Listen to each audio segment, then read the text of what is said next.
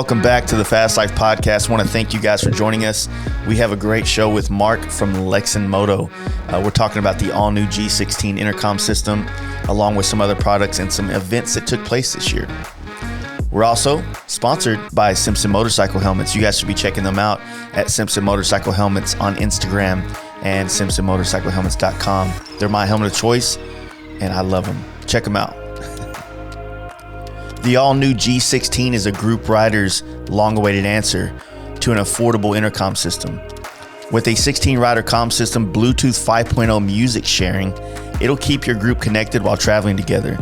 This is another great product from the Lexin team geared at making motorcycle rides and traveling more enjoyable. Check it out at Lexin-Moto.com, and you can also apply the Fast Life offer code there, which will save you 15% off your entire order. So check them out, Lexin-Moto.com. You guys already know thundermax has your EFI-equipped Harley-Davidson covered with their high-quality auto-tuning ECMs. I have been running their computers on my Road Glide for over 40,000 miles, and it continues to give me the optimal performance out of my engine. Paired with the touring oil cooler, that's a hard one to say, fan, my bike has been running strong and at a desirable temperature. You can also check out all these products at shoptmax.com and use offer code FASTLIFE to save yourself 10% off, and that offer code goes a long way at shoptmax.com, so check them out. And don't forget to follow them on Instagram at thundermaxefi. You guys have probably seen my Road Glide and noticed the badass LED headlight, brake, and turn signals, all from Letric Lighting Co. They have a ton of lighting options for many different Harley-Davidson models, and all lighting is backed by great warranties and plug-and-play options. So you can't go wrong with making the switch or stepping up to Letric Lighting Co.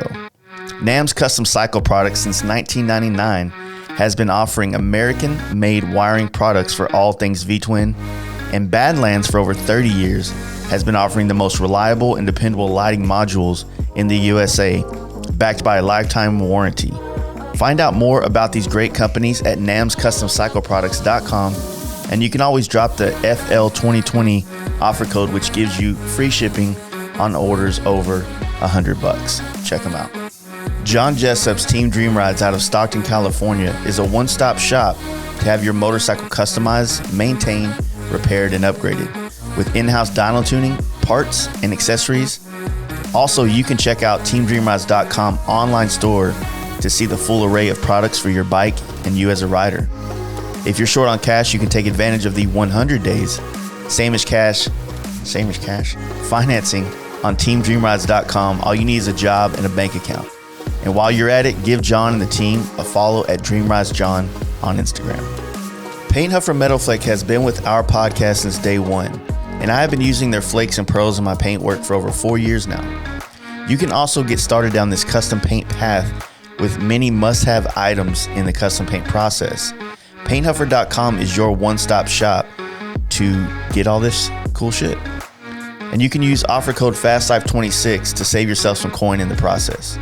And last but not least, you can get some inspiration by checking out all the amazing paint work created with Paint Huffer products at Paint Huffer Metal Flake on Instagram. What's up? Welcome back. We are ready to start this show with Mark from Lexin-Moto. I want to thank Lexin-Moto for stepping up and helping us make the hood ride 10 times better than the first one, bringing down Sit Down Steve, bringing down some other folks, and doing giveaways and having a good time. I also just partied with Mark at the CF Wheels of Steel show in Florida that was put on by my buddy Jason Hallman, who runs the Speed Metal Built, or the Garage Built podcast, I think is what it is. He's got too many names. I always say that. You'll find it. It's a great podcast. It's very informative. He's a very smart guy. But at the same time, you know, it's just been fun. This last month has been so wild. I've been all over the southeast pretty much. And we've had so many people coming through Dallas. And man, it's been overwhelming, to be honest with you. But I think we've got a lot of great content, a lot of great podcasts out of it, and a lot of great stories. So at any rate, I want to thank you guys for checking this out. Don't forget to follow Lexin-Moto. They have some great products. The G16, which we are talking about in this episode. It's a great headset. I've heard it on other helmets and in the things, the demo stuff, but I haven't ran it yet. And I have one here. I'm going to be putting in my helmet. and we're gonna check it out. I think it's badass. But anyway, here it is, Mark, Lexin-Moto. Let's go. Hey guys, you ready to let the dogs out? Fast Life Podcast. I have 0 reception inside this establishment now. That's how it's supposed to be. Oh, is that on purpose? People can't call for help in here? Is that the idea? Well, I just recently got, you're recording now? I just recently got good internet here. Yep. And so before, when we would do like a podcast, we were streaming it, like it would drop a lot of frames because it wasn't uploading, and we couldn't upload at the quality that we were trying to upload at. So when you get a bunch of people on here and everybody's on the Wi-Fi and shit, then it becomes a lot more complicated to basically have it all showing. So Yep. you can sit down over there. Yeah, I didn't know you were. Yeah, man, try that. So Well, don't break anything. yeah, so we got good internet now, and it's slowly coming together, you know, with the stuff. I need to get more lights. Like, I'm trying to learn how to put the lights in the right area. Yep. So you have a much nicer, you know, how like YouTube videos, how like you see like these guys will set it all up and the lighting makes the video palatable. Yeah. You know what I mean? Yeah. That's kind of the vibe, is you want it to have a vibe in here. I would agree. Do you think like the paint makes any difference with the lighting? I mean, I'm sure it does. I don't think you're going to repaint it. By No. any means, but Well, I didn't really think about that. I just thought about it like, I know I like gray, so I figured I'll just paint everything gray and just do one. But Screw that. I think that the gray actually helps with the reflection. So if there was like white walls or some shit like that, it would probably have more glares. So I think the gray helps. Maybe, I don't see know. that. I could see that. It seems, Makes sense. Seems right, maybe. Does that make sense? Yeah. Okay. Just says it makes sense. So we're good. Moderator. So cool, man. So we're on, right? So last time you were here, we were just downstairs on like a table. We were downstairs. It was dirty. I think we were just sitting on 2 stools, right? Yeah. Like on your like little like workbench that came out from the wall. Yeah. And things have changed. And you flew in town for that shit. I did. Now it feels like it's worth a flight. Now, Yeah. like this makes sense, right? Yeah, Well, but it's awesome, man. The other thing we're trying to do in here is over time, fill it up with like how I've been putting the pictures up. Just fill it up with like relevant things that's been going on with us in the industry for the last, since we've been a part of it. That way, when people come in here, like, oh, that's a cool picture, you guys, and you know, like that's something I painted in 2007. It's the only piece of art I have from my early career. See, that's really you know? cool. So That's really cool. first And- magazine shoot of that first helmet. Yep. It was that's in Dice magazine right now, that picture. So those type of things The FXR picture, very Yeah. famous picture of Mr. With- Hudson himself. with the duct tape on the axle. Yep, that's fine. You don't have to mention that. I didn't see it. I want people to know I'm a badass. I rode like that. No, it's cool, man. The shop really has come a long way. Yeah, I want a mini ramp, like a skateboard mini ramp in here. Oh wow! So you want to Yeah. go like real big? Full Fantasy Factory, Real big. dude. But I want to be able to drop in from up here. Wow. And just have one tall drop in, and then it's like a 4-foot ramp on the other end. That's probably not a good idea. You'd have to move the couch. No, I want to drop in from like right here, so I'd have to And make go that way. Yeah, yeah. Okay. Are you gonna work on motorcycles anymore? I don't know, Or man. That's just not that cool anymore. just skateboard and podcast. That's fine. Well, so we started clearing out the floor down there because on this one wall, like I can actually put a sheet down and have like a more of a studio for shooting things. Yeah. And so that's kind of the goal, is to, if the photography thing continues to go somewhere, then I have the space to do some type of studio shooting in. Okay. And so we've been, lighting, investing, and all that shit. It just, I'm like, I just want to have it, basically. God damn, everybody's calling. Today is a busy day. If you ever needed a secretary, today would probably be a good day Yeah. to have someone managing that for you. So last time you guys were here, $15 an hour? That's pretty cheap. Yeah, I'd fuck with it. That's fair. Yeah, You can pay that. Right? You can pay that. maybe. So last time, last year, May time frame? May, yeah. Right? It was before we went on that trip behind you. Yeah. Yep. And I didn't, man, I'll be honest with you, like before, I think Albie reached out to me and He did. And we're probably talked about this in the first podcast, but I've never been a guy that really wore headsets. It just never really dawned on me, you know? Now it's kind of like part of the like, I don't really do a lot of talking. I don't really talk on it much, but I love the fact that like listening to podcasts, listening to music, all that type of shit, taking a call if I need to. But like one thing I don't do is I don't like connecting with other people while I ride, because I feel like we should be able to save the conversation for the gas stop, so we're not just staring at each other. It's kind of like a relationship. When you talk all day on the phone and then you get home, you're like nothing to talk about. Like it works for guys too. Yeah, I agree. It's been interesting watching the industry and like the average rider evolve over the past few years. And so the V-twin scene itself has started to slowly adopt full face helmets. And then with that, it only made sense that eventually they would go to an intercom system. So, and like you mentioned, what do people want it for? People want to be able to listen to music, right? They want to be able to hear their GPS and then take that phone call if they need to. Not all the time, but just if they need to. Yeah. And so we feel like we do that really well. That's what we kind of honed in on, was that sound quality aspect, the battery life aspect of it, and then a fair price point. Sorry, this carbonated water. You're good, man. I'm going to do it too. So, well, that's the other good thing about it is the battery life, because like we went on the Florida trip, charged it up. The whole trip there and back, I didn't have to charge it. Now, of course, that is not like continuous music playing for 3 or 4 days straight. That is like a 2-hour rip. But you know, that's how the average consumer uses it. Exactly. Right? Like you use it for a little while and then maybe you turn it off for a little bit or what have you. But if you do run it continuous, it's still a very large battery. It'll still last for a very long time. But the average user, it'll last you days. Yeah, exactly. Days, easy. Dude, I honestly, on the FT4 Pros, like I never turn it off. I feel like turning it on and off, like, kills the battery faster. You should turn it off. Okay. You will get even more battery life out of it. Oh, for real? You can imagine. Right. Yeah.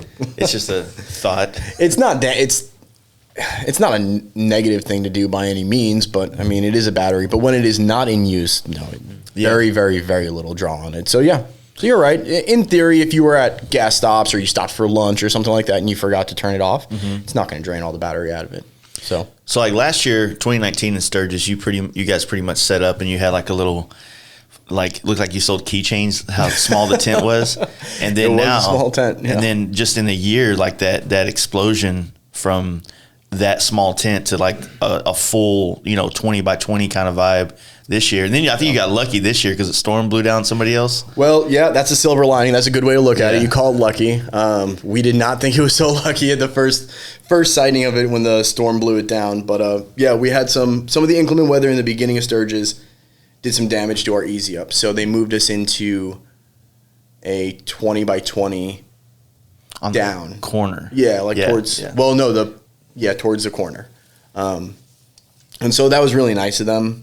And it worked out really well, but if anyone went to Sturgis this year, you knew that like there was bad weather this year in Sturgis. It was just bad all around. It was waves of it. Like every night, I feel like we had one good storm that just passed through. We had storm damage 3 times in the 9-day period. It like smoked a whole 10 by 10 easy up, or a 10 by 20 easy up on us. Did some product damage. It was just.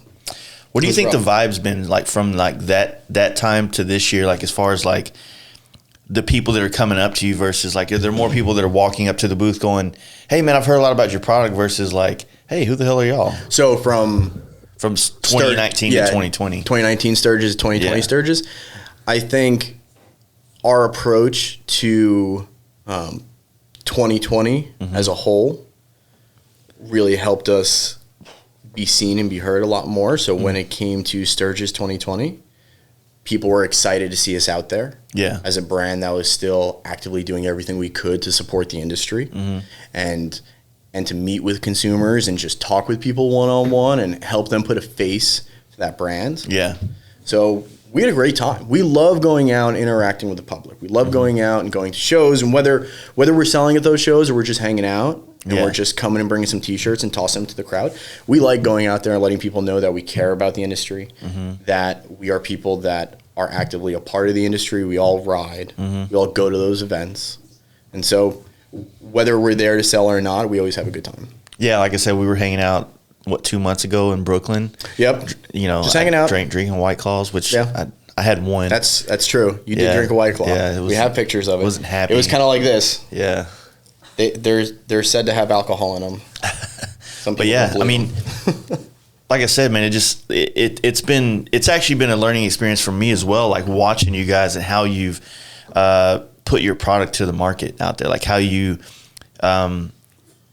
you support dealers and you push the dealer program, but you also support for lack of a better term, the brand ambassador programs and pushing and letting the people that actually are out there creating the content push the products too. Yeah. And I feel like it makes it opens the door for a lot of people wanting free shit because they had 1,000 followers probably.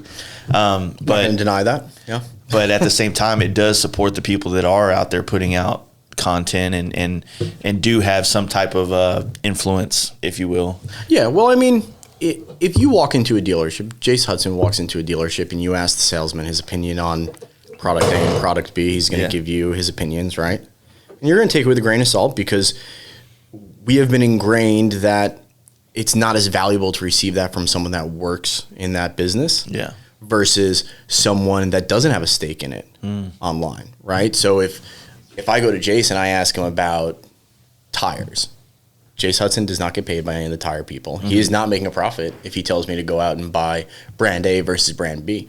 So for you to tell me what brand you like is a lot more important to me than just hearing it from a salesman. The weird thing about like people asking me what I like or what I use, they always say, "Do you like it?" And my thing is, the asshole in me comes out. It's like, yeah, dude, that's why I'm running it. Like, hey man, how do you like those handlebars? They seem to be the same ones on your bike for the last 3 years. I'm like, apparently I like them, dude. Like, this is how we're gonna start this conversation. But no, I get that a lot. Like, hey man, how do you like that? I was like, man, I every helmet that I have has one on it, and you've seen you can scroll back for almost 2 years now and see them on us using them. Like, they must work, dude. You know what I mean? Yeah. But I get it. Like, that's probably a easy question to ask someone. Like, hey man, how do you like that? Well, I think people don't know really what question to lead in with, right? Because it does seem it's very rhetorical, right? Like, how do you like it? I've been using it for so many years. Obviously, I don't have any big problems with it at the very least. When I first got on them, like when I first started using it, a lot of my friends here that did have other Cenas and stuff, I used them to bounce off of, like, hey man, try this thing and just let me know. Is it louder? Does it sound better? Do you have more battery life? And the consensus from everybody who was running the Cenas was like, yeah, man, like I can hear a podcast now. You know, and some of that to me, I found out is like how you set it up in your helmet. Like, they come with the spacers. Yep, spacers definitely help. Dude, fucking puts it right there. Yeah, if you, obviously the closer you can bring them and then having them centered. So we recommend to tell people to like use some painter's tape and put your helmet on and then adjust the volume up and down to kind of get a feel for where it is, if it's too far back or if it's too far forwards. If you do that and get those really centered and then bring them closer in, not pressure on your ears, but close enough to as close to your ears as you can without like applying pressure to your ears.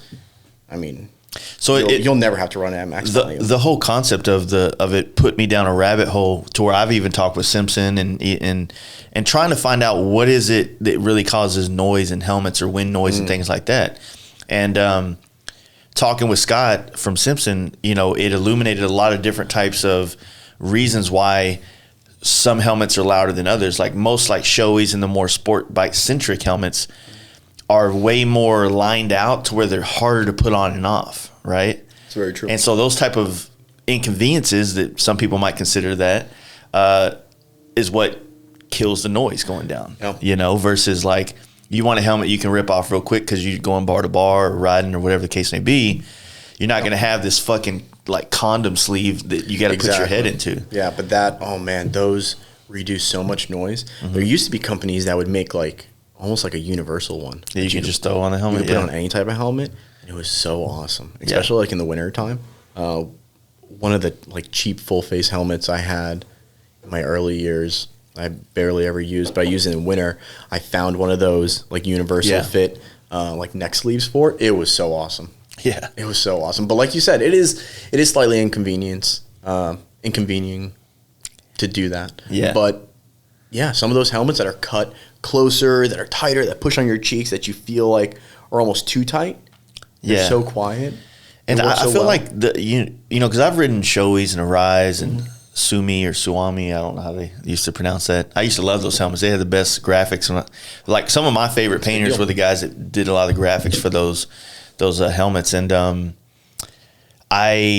you know, riding sport bikes was a different position. You know what I mean? Like you were going down the road, like more leaned over, you know, heads up. So and now on a Harley, you're this. So you know, your helmet becomes like a fucking sail.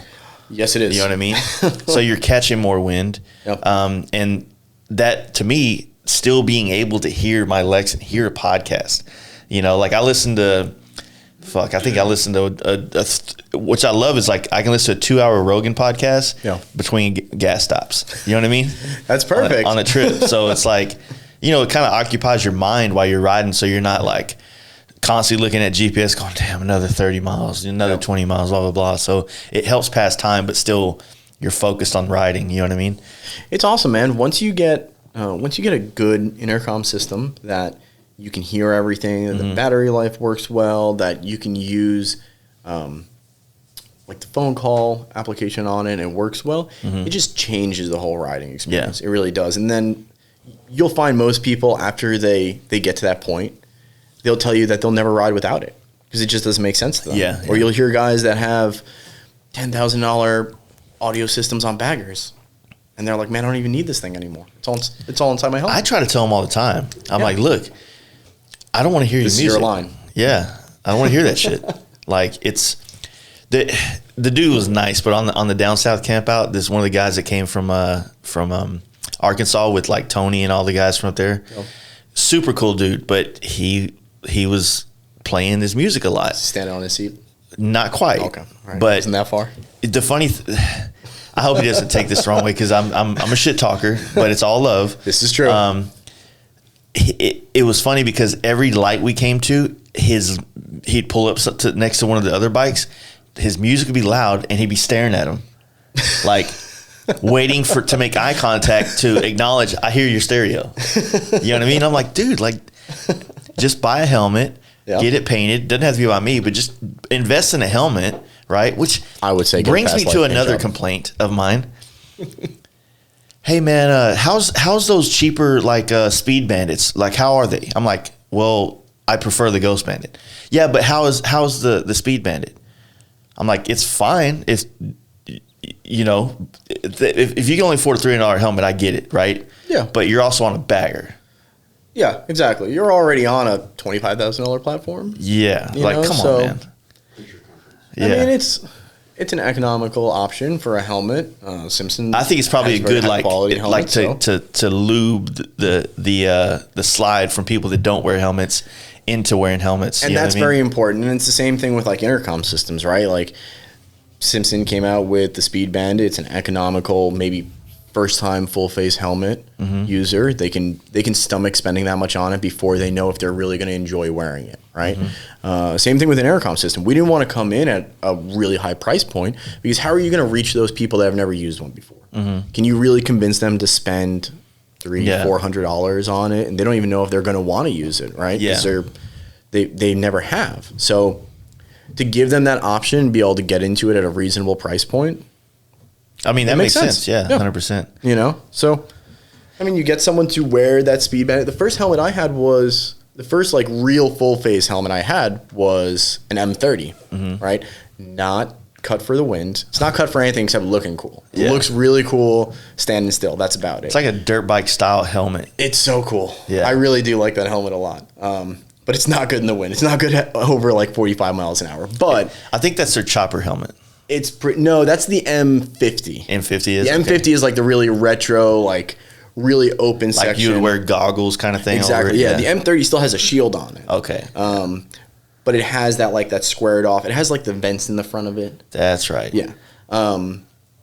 So I fell in love with the idea of wearing a full face helmet with that. And so then once I got comfortable wearing with that, I had no problem spending more money on anything. So in that aspect, I can get it. You know, I just, like I said, I'm kind of a bully when it comes to that type of shit. I'm like, dude, 2 nights at the bar, you can buy a helmet. This is true. I mean, come on, man. Like, out here buying shots for everybody. Like, you can save that, you know, and buy a helmet. A good one. But no, but that also plays like to you guys because you're making a universal system that goes on all these different types of helmets, which then also plays to the part where like you get the shitty or the best end of the stick based on what helmet they're putting it in. They put it in an M30 or M50, whatever, and it's like very bare bones helmet. It's true. Where they're like catching straight wind to the face, like it's gonna compete with the sound quality. It's true. Well, luckily, they're so loud that they can still come across very loud, even in like the noisier helmets. Do you ever notice that like it feels like if you just wear like a 3/4 helmet, it seems less noisy than if you wear a shitty full face helmet? I think some of the noise gets trapped inside like a shitty full face helmet. Honestly, like I had some junk full face helmet that I wore like half a dozen times, and then I got my M30, and so the M30, it's not quiet by any means, but it wasn't like painfully loud. Yeah. But then like I moved on to an Outlaw, and then I got a Ghost after that. So I mean, it only got better from there. Yeah, I could kind of see that though. A 3/4 helmet, you get some noise from it, but inside a full face, I mean, you're enclosed in there. Yeah, it's more of it can echo inside there. Yeah. So the new, is it the G16? Mm-hmm. Because I remember they were coming out with an 8, but that one got shelved for a while. So this is the G16. Yeah. Here we have it here. Very long awaited. We can bring it a little bit closer. How's that look? A little bit over there. I can't see from why I'm trying to look. Does it look good? Different. Here. You can just hold it up for us. Yeah. So the G16 is being released this Black Friday next week. A redesign from the FT4 Pro. A couple big things that you're going to notice is that the jog wheel is gone. Mm-hmm. We have all push button styles in there. We have Type-C audio jack in there. We also have a dedicated headlamp button on the back. Oh, okay. Yep. And so real quick, the Type-C audio, because that's, the Type-C is kind of like for people that don't use Apple, is the shit. Yep. Yeah. The Type-C audio, what does that, is it more to where you can just basically have one port for multifunction? So no, there is still a separate charging port. Okay. There is still a separate charging port on the bottom. However, the Type-C audio jack will ensure that when you seat it in there, it is seated properly, no questions asked. You'll get great sound transfer, great connectivity to it as well. It's just the cutting edge. It's the best of the best if you're going to use a connector style. So we went with that. Yeah, that's over how like the 3.5 millimeter audio jacks. And yeah, I see it. So your charging port on the bottom, which is pretty cool. It's kind of like the design of it's a little bit more sleek. It is. So we got away from like that wave that's, that is the FT4, the FT4 lineup. What I personally really enjoy about it is that it's super easy to change tracks. Comes in just as clear. It sits a little bit closer to the helmet, and it's going to come with 3 different mounting configurations for it. So the one that you see on this helmet right now is kind of the universal fit-all style helmets, squeeze clamp design. And then we'll have a 3M adhesive one, which will bring it right against the helmet. Yeah. And then we'll have another clamp style with a quick disconnect on it as well, which will also bring it up. But we went with 3 different styles, so we were sure that everyone, no matter if it's a ADV rider, a street bike rider, Z1R, a Shoei, a Bell, a Simpson, whatever you may have, and all of the boutique style brands in between, it'll fit it very well. Yeah. So, and then tech-wise, we went to a 16-rider intercom system in there. Yeah, and this one's more geared towards the mesh technology that you... So right? Group riding. So it's focused around the group rider. We wanted to bring something to the market that if your whole club or your whole group of friends everyone wanted to get intercoms at the same time, because you guys were going on a big trip, you wouldn't have to break the bank doing that. So you look at some of the other traditional setups, you'd be looking at a lot of money to try to get like 8 people. You might be looking at $2,500, $3,000 maybe. Some areas. I mean, yeah. 3 times 8 is 24. So, so you think about that. So we wanted to bring it in to the market and be able to hit those points and reach those people that really need something more than 4. The FT4 was Fast Talk 4. It was for 4 people, 4-rider intercom system. And that does really well for the average rider. Like you said in the beginning, the average rider doesn't want to be linked up with 10 people all the time. And if you ever talked with 10 people on a radio, it's terrible. It's so hard to talk to that many people. Xbox Live. Yeah, I feel like that's a good point. It's so hard to talk to that many people. It made it pop in my head. So right now on Netflix, there's that new Kevin Hart special. Did you watch it yet? No, not yet. Dude, don't spoil it. I have to. This one spoiler, it's just relative. It was he was talking about like men's group chats, right? Are you in any group chats with like anybody in the bike world? Yeah. So I'm like, I'm in a million of them, right? And it's a good bit. Go watch it. You'll get what I'm saying if you're in a group chat, because basically same thing I feel like would happen here. It's like you start, hey man, everybody good on gas, and then someone yells at, dude, you see that car? Yep. Oh man, look at that billboard over there. It's just like a bunch of people yelling squirrel all the time. And that's pretty much what a group chat is for men. It's hard. There's pros and cons to those group chats. Yeah. I enjoy them. I enjoy being able to talk amongst that whole group, or being able to like poll an audience of like-minded people. But like you said, you get all these sidebars, and then if you don't pay attention to it, you just pop in and you have no idea what the heck's going on. Our main group chat, the worst part is, hey, we're meeting at Strokers at 12. Two comments down. What time are we going to be there? 3 comments down. Where at? And it's like nobody looks up. They're like, just fuck it. Just I'll deal with this. It's or hey, what do you guys want to do this weekend? And then like one dude says, I'm down to go do so and so, and then one dude's like, hey, you guys see this new AR that just came out? And then like, now it's a fucking 45-minute gun talk, and it's like, hey, are we still going out? The crosstalk is really annoying. Yeah. I know what you're saying about that. Everyone's having this one conversation, and someone strolls in with their thoughts on a completely different subject. Yeah, exactly. Like, what the hell's going on right now? It's just frustrating because now you got to like, hopefully, what are those things where people used to go top or something like that on a comment thread to get their shit back to the top or get back to the what's it, bump? Yeah, something like that. Yeah. It's like, just start putting that in the chat. Go with that. I don't know. It's a mess. I told one of my group chats that we were gonna like pass around a conch shell, like Lord of the Flies. Did you read that book in school? You couldn't talk unless you had this. You should have read it. You couldn't talk unless you had this conch shell. Yeah. Right. I'm gonna start passing around like a metaphorical one in our group chat because it just gets so insane. It's a crazy one, and it feels like what happens is every time someone does something like they create a group chat to kind of be able to talk to those people that are about to go on this ride together, and then that ride they go, but then they add people that they met on the ride or was at the. So next thing you know, it's just a new chat that has stemmed from one chat. Now there's 8 new ones. It's so weird how chat rooms. Remember chat rooms were the shit in the early 2000s? Like everybody had like their own online chat room. Yeah, like that was what you did on the internet. Yeah, at like and 12 then years Facebook old. came around and killed it with group chats or with the groups. Yeah, and now nobody wants to be in groups anymore. At least I don't feel like. I mean, I hate Facebook groups. It's like, and the Facebook groups that I do belong to are like mountain biking. It's a weird thing. Like I pop on really quick and see what's going on, and I don't talk to anyone. You don't make friends.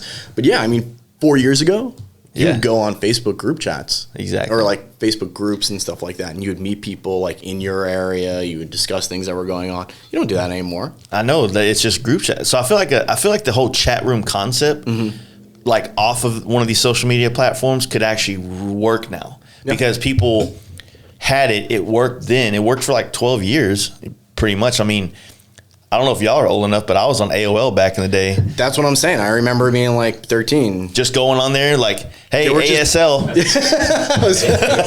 I was about to hit you with that. Yeah. That's hilarious. Yeah, I remember that as a kid. And it being like so intriguing, especially because the internet was still like very new. How big are you?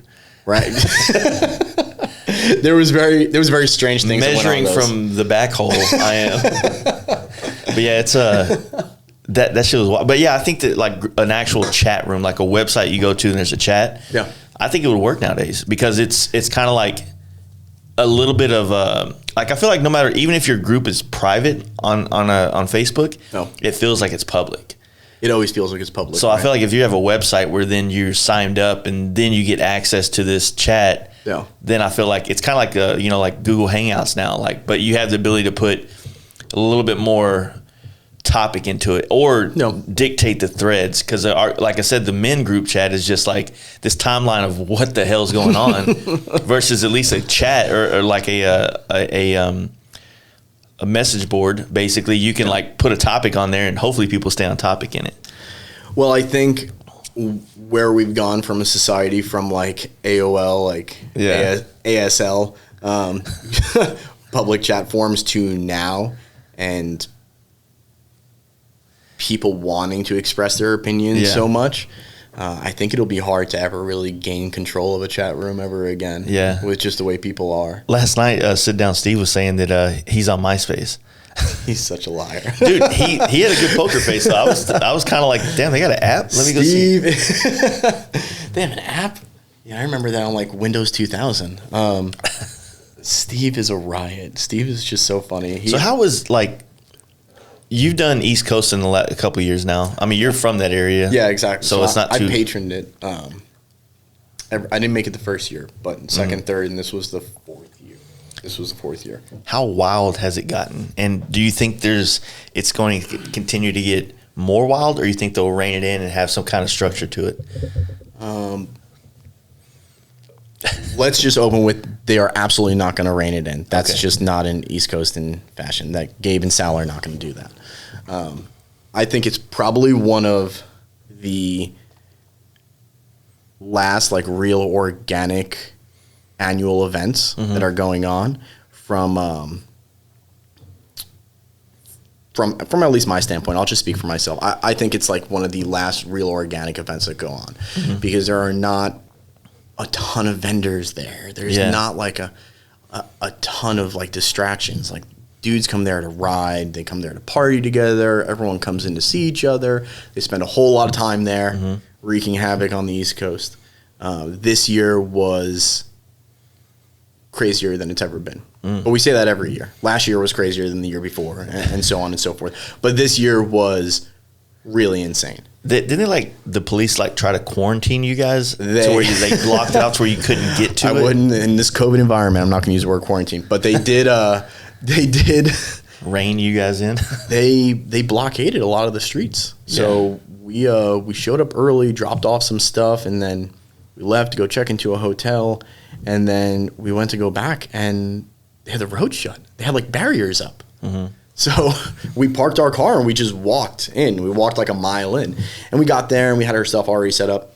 We had out some T-shirts and some units and stuff like that and just had a good time. Just hung out with people, got to see everyone congregated in one spot. Yeah. It was a really good time. There was a lot of really talented people out there really wreaking havoc on the streets of all the pictures I think that like Chopsky was getting and all that. It seemed like, how could you even do any stunts there with so many people right insane. There? It's almost like when you see a schoolyard fight and everybody gets around. Yep. That's what all the pictures look like. Yeah, but see, like in the schoolyard fight, they stay away.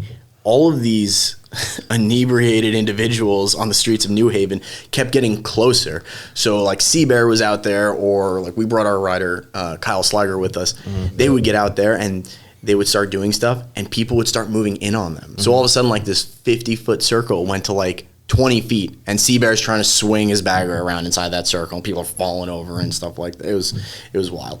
Chopsky did a fantastic job, like capturing like the essence that is East Coast. And he's amazing. That was our first time working with him, and it was. Dude, his work is bad. Like I started following him. Like I think when I started following him, he had like 1,000 or 2 followers, and like he just hitting the mark, man. Like his photography's super badass. He has a very cohesive edits to where a lot of the photography looks like he's done this before. Yeah. Like as opposed to mine where I'm like, I'm gonna try that and I'm gonna try this. I don't know where the fuck I'm at with anything. I would say you're pretty consistent too as well. From someone that like views content pretty regularly.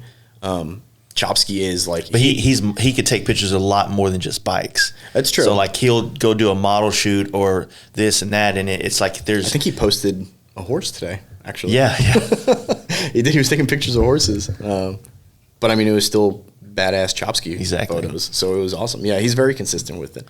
I love working with him. He's a super nice guy, super down to earth.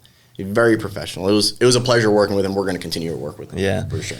So that, you know, like this year at Sturgis, you know, you guys were like the main sponsor of the Bell Brawl as well, right? Or one of the, I wouldn't say the main, but we were one of the sponsors. We were out there with Legends, and Fueling was out there. And obviously Bell, Ride and Destroy. It was a great time. There was a lot of there was another stunt show that was supposed to take place there that was on the fence at the Buffalo Chip. That was on the fence. I guess it got canceled is what happened. But Zach, you know, Lot Lizard was actually going to ride in it, and then it got canceled. So then he's like, I'll just ride the Road Glide and go on the trip with you guys. But yeah, that show, that whole little Buffalo Chip thing seems to start getting more and more traction, you know, with the FXR show, the V-Twin show, the Bell Brawl. That was the day to be there, right? Because like VTV was going on. I think that was the FXR show. Was it the FXR show that day? The FXR show that day, that led like immediately right into the Bell Brawl, right? Like it was like an hour break in between. Yeah. But they were practicing all morning at the Bell Brawl, so there was just tons going on the whole time. I had a great time. Unfortunately, I didn't get to hang out as much as I wanted to, but I got to walk around the Chip a little bit and say hi to people and get to see people. I think I walked by you for like 5 seconds, right? We walked by. I just walked by saying hi to people and then just went back to the Bell Brawl. Hi. Hey, I'm here. Hey guys. All right. But no, that whole event, it seems to go. It's going well. You know, I mean, somebody reached out from the Buffalo Chip and they were trying to get like us to set up a booth there, which is not my vibe. I don't sell a product, so there's no reason to set up a booth. You know what I mean? Meet Jace Hudson. Yeah, right. That signing autographs. What the fuck? You know what I mean? I mean, you're cool enough. I would come and get an autograph. I got called a celebrity yesterday. You did? Yeah. Who called you a celebrity? I can't say because then I will lose its validity. If Steve called you a celebrity at 11:30 at night last night. Steve was filling me out trying to find out if I'm relevant or not.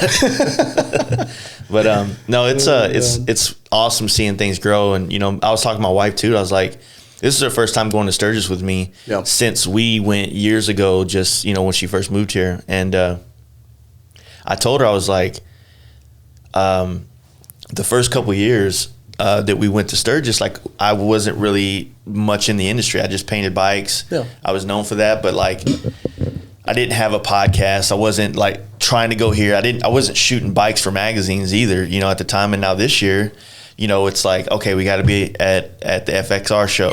Yeah. Then we got to be, after the FXR show, I went and shot John Jessup's bike in Spearfish. Yeah. Then here, and then I had, you know, some of my really high roller customers are like, hey, we're having a party at our house. You know, you bring all your guys out. Yeah. Got to do that, you know? Yeah.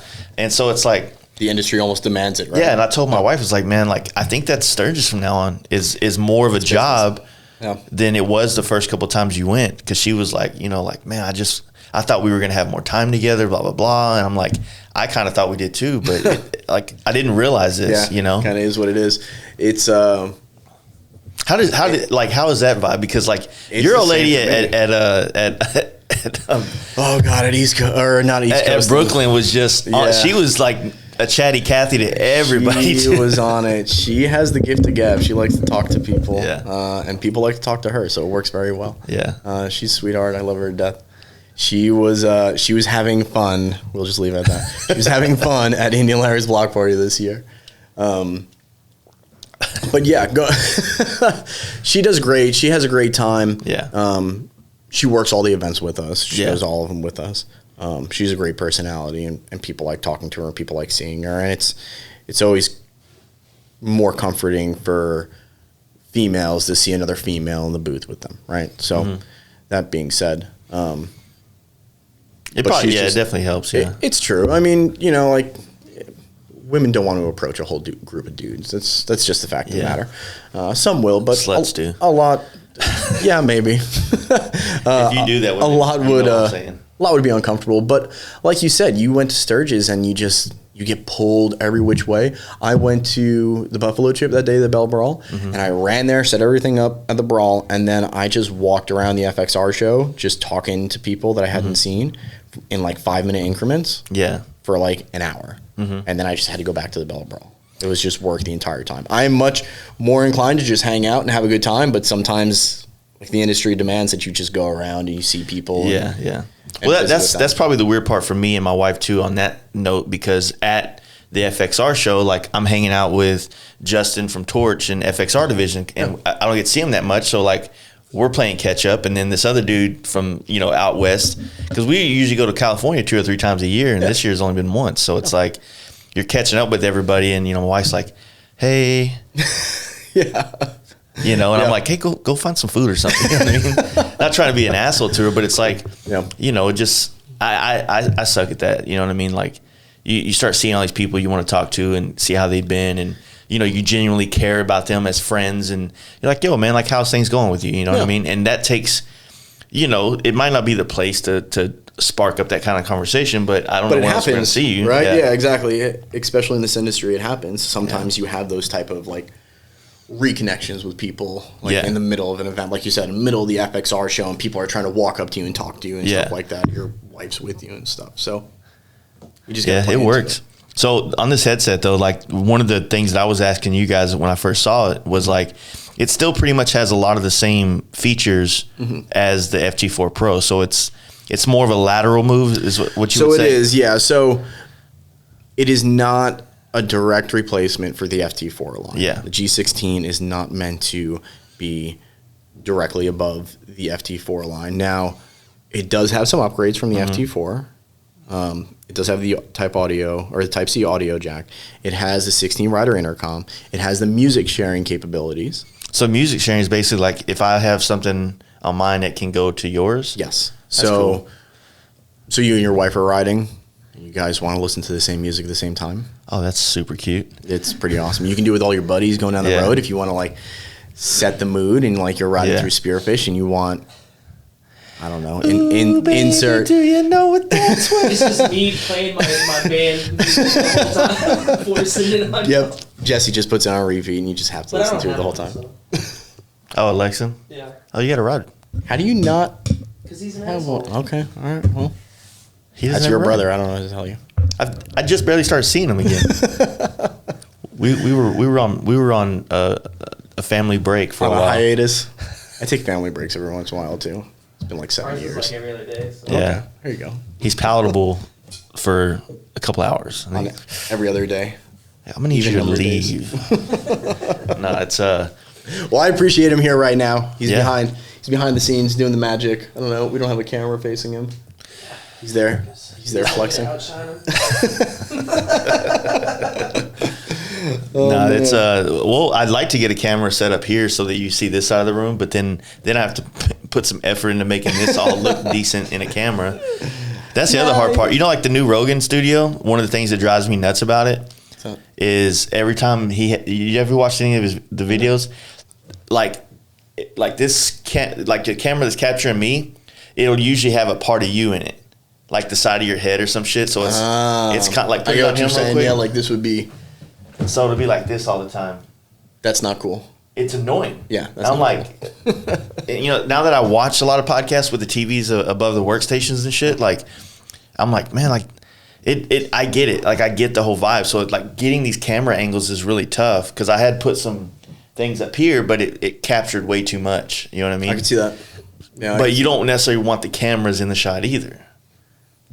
It's a trick. It's very tricky. It's tricky as fuck. How do you like the red lighting? Do these change colors? Yeah, I can go to whatever color, but it seems like what transfers into the podcast or into the video well is the red. I've done it with blue and purple and stuff like that, but since this video, we're not like doing color grading on it and making it more vibrant. It's just a stream. The red picks up and it creates like a little bit of a vibe, I guess you'd say. I like it. And the red carpet, Red carpet. Yeah. Red carpet's pretty baller. So I got this table. Now, what I wanted to do, and I don't know if I can find anybody to do it for me, but I've been buying these old Easy Riders. Yep. And so I wanted to take all the centerfolds out and like kind of cut them and like have it all like epoxied onto the table. That would be pretty cool. To where like when you look down, it's like you see like a 1978 Bush or some shit, you know? Yeah, that's one way to do it. There'll be bikes there too, but there'll be some motorcycles. It'd be a conversation piece, that's for damn sure. Yeah, that's for sure. I mean, at the very weird least, if I like had a podcast with a chick though, and she's just seeing like 80s Bush all over the table. Yeah, you should probably put some motorcycles in there. You could probably it'll be dudes. You could do like a glass top too. Yeah, well, the glass top might glare. So that's the only thing I was thinking. Don't they have those like non-glare? Like I think it would have to be sanded or some shit. Like I have no idea. I don't know. But I imagine like an epoxy coating would probably glare too. I want to build like, I don't know how to do it, but I'd love to make like a one-off like Sam Crow style table. You know what I mean? You could get the engraver to do it, I'm sure. This shit's particle board, but Yeah, this thing's heavy as fuck, dude. Yeah. It's super heavy. You might still. You probably. Now that I've done this studio though, like I know what I want the next one to be like size wise. Like I didn't realize that the door was going to be an issue, but there's no other place I can set this table up and get background. You know. Okay. Yeah. Good point. Like if I turn it sideways, then it's not long enough. Yeah, I can fit the table sideways, but I can't fit the all this shit. That would be. It would be behind somebody. Yeah. Therefore, it would end up being in the shot. No, I mean I think this is fine. Would you go bigger? I would, yeah, for sure. How much bigger? And would you go like longer or wider or just both? I would probably go. I think if there was about 6 foot wider, maybe. Okay. Or I don't know. I think the width is okay. I think it just needs to be longer. Yeah. Because if you make it too wide, then the background becomes so far away that it doesn't look. I don't know. I don't think the shot looks as good. I think you can go a couple more feet in length. Yeah. A little bit, just a little bit more. Just give a little bit more room right there, right? Yeah, like last night. How many people were here last night? Just like 9 people or some shit. Yeah. So obviously they couldn't all fit in here to hang out, and then it's like they can't be out there talking, so they're all sitting out in front of the shop. Like there was like 2 chicks here from California with those dudes, and they're out there eating like canes or some shit on the ground. They weren't eating Whataburger? There was Whataburger there, right? Yeah. There better be Whataburger, yeah. But yeah, I was like, y'all got an In-N-Out? I want to try it. Why? If you're from California, why? I don't know if he was. I think he was from like St. Louis. Yeah. I don't know. Okay. In-N-Out's trash. I don't like it. I think it's probably those are bold statements, guys. Yeah, it is. Wow. But I stand behind it. Okay, that's fair. It's not a bad burger, but it ain't like. It's not great. I'd definitely do a McDonald's hamburger over it. Oh my god! How dare you say that? Dude, double cheeseburgers. When I come to Texas, I Fuck eat Whataburger, and when I go to California, I eat In-N-Out. It's Yeah. just what I do.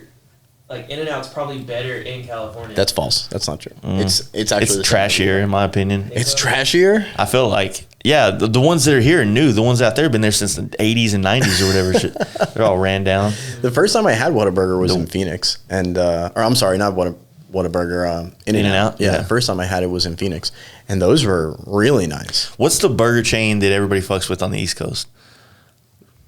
It doesn't They don't exist? Yeah, that's just not a thing. No, I mean, really, like the big 3 are king, like McDonald's, Burger King, and Wendy's. Yeah, you would think That's White right. Castle would be a little bit stronger out there I mean, it was strong for like a because they had a movie. yeah, exactly, yeah, for like a moment, it was kind of strong, but like I don't see him anymore. Yeah, I don't like the fact that they make a burger and you have to deal with their shit. Like I don't like onions on my shit. Like That's it. You're getting onions. yeah, it's like Jace has to get. There is no asking for no onions. yeah, I don't That's- like that. that's off the table. That's how Crystal's is. Crystal's Burger or something like that. Yeah. Do they do that too? They like grill Yeah, on it's like- onions. Yeah, I don't like that, man. It's not my thing. Well, all right. Now that we've had our conversation about fast food in this podcast about motorcycles, today's the day for the Yeah. Hood Ride 2. Are you excited? Kinda. You should be excited. I'm excited because I'm excited for everybody else to have a good time. All right, now me, I'm kind of a worrier and a planner and this, that, and the other, and for all the people that traveled here from other towns, like I really want them to have a great experience. And other I hope towns, other coasts. yeah, the coast, Yeah. things like that. Like I want them to come to Dallas, and be like, this place is badass. No. You know, so I'm hoping the city's accommodating. Well, so far the weather's perfect. It is 64 and hazy, and you can barely see, and the road's wet, so not very Well, it's good. early though, and we always have a little bit. It'll of probably burn off. But no, I'm absolutely with you on that. I'm just excited that all these people decided to come together. We talked about this a couple months ago, and I really just thought it would be an opportunity for Lexin to come out and hang out with like the local guys here. Yeah. Really, and do a couple cool things. And then we talked to Steve, and Steve said he wanted to come out. And then more people started coming out. And then we were talking earlier this week. You said Simpson was coming out. I was like, oh, man, I think this has gotten much bigger than we planned on it getting. But that's cool. And it's just a testament to the industry that even in 2020, people aren't willing to slow down. People still want to go out. They still want to do cool things. And the people that are willing to put on events or even just gatherings, right? Because this isn't an event. It's a gathering. Yeah, it's a gathering. It's right? magically gathering. It's magic. It's not a card game. But even just being willing to facilitate that type of gathering and helping people get together really speaks to the involvement in the industry for those people, right? What I like about these smaller events is that I feel I feel as though most of the people can have a sense of ownership to it. Yes, they can feel like they're really a part of it. Yeah, right? as opposed to don't get me wrong, Sturgis is my every year go-to place, but I don't feel like I have any ownership in Sturgis. I wasn't around. I wasn't even a thought in any of my family's lineage when it started. Yep. And now that it's going on now, it's like I still feel 15, 20 years away before I really have a say that you're a part of Sturgis, right? Yeah. So, these smaller events, these camp outs, these hood rides, all this type of stuff, it just feels like you're, whether your name's on it or not, you feel like, man, I went to the first one, That's cool. Yeah.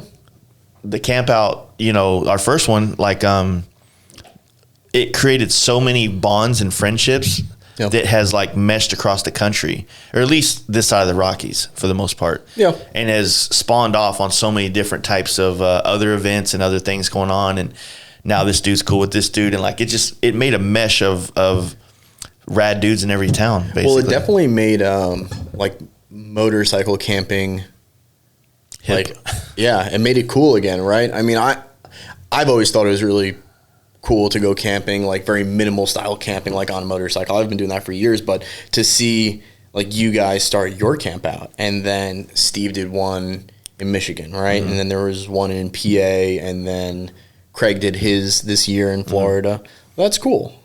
So I wouldn't say that we made it cool. I think the chopper community made the camping cool. I just think that what we've done is try to get the guys that probably would never go do this shit to do it, and now they're hooked. Because it hooked me. When I was riding a big wheel around, I wouldn't stay in no fucking campgrounds. Dude. You couldn't park that thing in a campground. I can't lay my air ride out on these sticks. You know what I mean? So it's it just created a whole new vibe, and I felt more connected to the event being at a campground. But like I said, it's something I can't pitch hey, I'm gonna start a rally. That's a huge pitch, right? That's a big deal. That means money has to come involved. If I say I'm gonna start a camp out, hey man, you cool if a whole bunch of bikers come here and get trashed and make a lot of noise and buy beer from you? Yeah. Oh yeah, come on. Yeah, exactly. Or starting a hood ride. Right? Yeah, the hood ride. I mean, the reason we did the hood ride originally with Zach was a big part of helping to put that on, was literally just to, at the time, it was kind of to mend Dallas, because we had a little separation between Fort Worth and Dallas going on. Yeah. To mend those bonds. And the Fort Worth crowd is much more into the stunt riding than the Dallas crowd is. Okay. We're more the travelers. They're more the stunt riders. Okay. But, we all like motorcycles, and that's what matters. And so that was kind of a more of that. But then it also exposed to me, man, there's some really, really good stunt riders here that I am not seeing getting shared all over the internet like some of these other people are, who, from my limited knowledge of what stunt riding is and what's hard and good, I don't think that half these dudes on these coasts are as good as some of the people that are running around here. I would still say that dude Bam, who unfortunately is not here today, probably, and Zach even says he's probably one of the most sound dudes on I forgot what Zach used. It was slide of best stunt rider there is in America. It's a bold statement to make. Yeah, it's a bold statement to make. What is stunning is it drifting like Seabear does between cars on the highway? That's amazing. That's really sick. At 80 miles an hour. Exactly. Yeah. Or is it the East Coasters' control of their bike that they have to be able to do whatever they want on it, you know? Yeah, it's true. I guess we don't have like a concrete definition of what. I mean, you could say like is Kyle Slager or Rob, you know, One Wheel Revolution, like that. Those dudes put out really, really sound content. Yeah. You know what I mean? Like Rob's content, I could watch that shit all day. It's like cinematic stunt shows and shit. Yeah, it's amazing. But, you know, when it comes to just the straight hood ride type shit, you know, like there's something about seeing a dude just, you know, going across bridges and doing this like in public. Yeah. Completely illegal. But just wiling out, right? Yeah. As opposed to like someone in a, you know, I always tell Zach, I was like, I think that when you guys start doing this on the street, that getting video and footage of that looks so much more cooler than seeing a whole bunch of docking doors. You know what I mean? Yeah. So I'm condoning the illegal activities. It's a good time. You know, we're here to rally people together, to have that group of people come together and hang out and have a good time. We're going to give away some stuff and just have people ride their motorcycles and have fun. Mm-hmm. We want to be a part of that. Yeah, and that's exactly what it is. And I think now, like this time with you guys getting involved, I mean, you kind of egged us on to do it again. I did. I'll take credit for that. I did. And so, like, doing it, it's like now it's like, yeah, it'd be cool with you guys coming in. It'd be cool. So now that maybe the rest of the country can see the guys here that are, I mean, we do have Steve here. There's other riders, you know, Rusty's here. Yep. There's other riders that came in from other areas, but I think it's going to help shine a light on some of these local, and even I think there's some Houston cats coming up too that ride pretty hard. Yeah, I saw a bunch of people all over the interwebs talking about coming up. Yeah. So I'm excited to see what they're going to do. Yeah, I'm looking forward to it, man. I like doing this shit though. I like finding, like, I want to figure out a way to do like an actual ride, like our traveling ride, and bring people on that somehow. But I don't really want to ride with 200 people across the country or anything like that. So I want to find a way to kind of show people how we do the traveling and get that experience and make it to where like people can get on board with that. You know, I've been thinking a million different types of ways to do events. And I really want to do this event like in the Rockies somewhere, or somewhere kind of like on this side of the Rockies, but on the foothills of it. Okay. Is find one of those like old school style motels. It's kind of like a U shape. Yeah. And just like book it all out and take it over for a weekend. But it's around, it kind of like Maggie Valley and the FXR Jam. So they do that at a bunch of the, like, I've seen that happen at a bunch of places. So the Race of Gentlemen that goes on in New Jersey, they do the Night of the Troglodytes, which is like a dirty chopper scene. And they have like those old like 1970s like motels, like you said, like Horseshoe with a pool in the center, and like there's choppers parked inside there, and there's dudes doing beer bongs like off the second floor and stuff like that. And it's cool. Just super dirty, but everyone's inside that fenced in area, and I feel like it's a blast. That's the closest to a camp out with people still having beds in their own showers as we can do it. Exactly, because it is like very communal at that point, right? Because you have these tiny, tiny little motel rooms. You're not going to sit in there and hang out with four guys. You're going to sit on the front porch. And, exactly, like, you know, people just pull their chairs out and sit right there. Yeah, that's the vibe. I want to do that. Which I'm not inventing that. That like you said, they do it. That's the FXR Jam. Yeah, like, I want to do something like that to kind of put the performance bagger scene, at least on the side of the Rockies, together without it being like, a lot of them went out to the V-Twin Visionary show. But I think that we have a big enough scene to where we can do our own thing. You know what I mean? So. And just, you know. And you think east of the Rockies? I like pushing people to do stuff that's hard. And it's easy for me because I'm in the middle of the country. Would you get that vibe that you would be looking for? Because like the motel hotel like type of scene you're describing to me, and maybe it's just because I grew up on the East Coast, but that is like the definition of like the East Coast. Like, yeah, but they're all over they're everywhere. You know, like basically if you go to any town and you go onto their main road before the highway skipped around it, they're covered in those type of motels. Roswell, New Mexico. Oh God! Please don't do it in Roswell. I don't want to go out to Roswell with you. There's some good riding out there, though. There is. It's a little bit of ways, but it's good riding. It's a little bit of ways. I've ridden through Carlsbad and stuff like that in New Mexico, and that was awesome. There's nothing in Carlsbad, but the caverns is really cool. That's where you said the people are edgy as hell looking. Yeah. Yeah, we ate at Chili's. That's there a once. nice way. That's a nice way. Yeah, I went to a Chili's in Carlsbad too. Yeah, there's like a Chili's, Same one we went a Walmart, and like a Hampton Inn. Yeah, because we went to that Walmart, right? I think so. Yeah. And it was super sketch. Like, we didn't leave the bikes out there. Yeah. Like, one dude went in, got some stuff. It was like shotgun shells and like whiskey, like baby diapers. Like, that's all that was in the Walmart. And then we went to the Hampton Inn. See, that kind of ride or that kind of event would be really dope at like Durango or somewhere like right next to some really badass riding. Oh.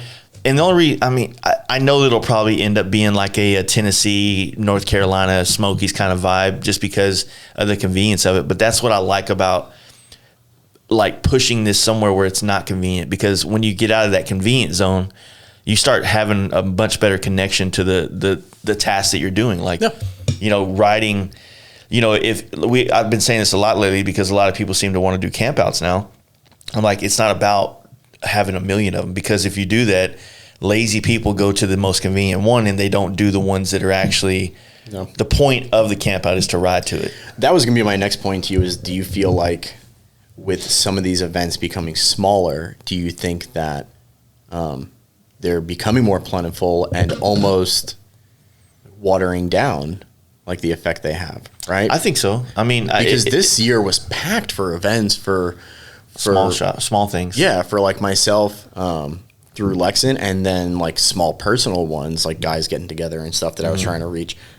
I was busy like every freaking weekend, the entire time. Exactly. There were like 2 different campouts that went on in PA, and then there was the up north campout with Steve, and then there's always events in New York going on that I go to. And then Sturgis still happened, and East Coastin' still happened, and Indian Larry still happened. So it was super busy the entire time. But I'm with you. I think you can't stop people from doing anything. But I do like the idea of like one extremely like sought after one that people really try to push and make it to. Yeah. And like you said, I think the quality of the event will be better because people have to work harder to get to that event.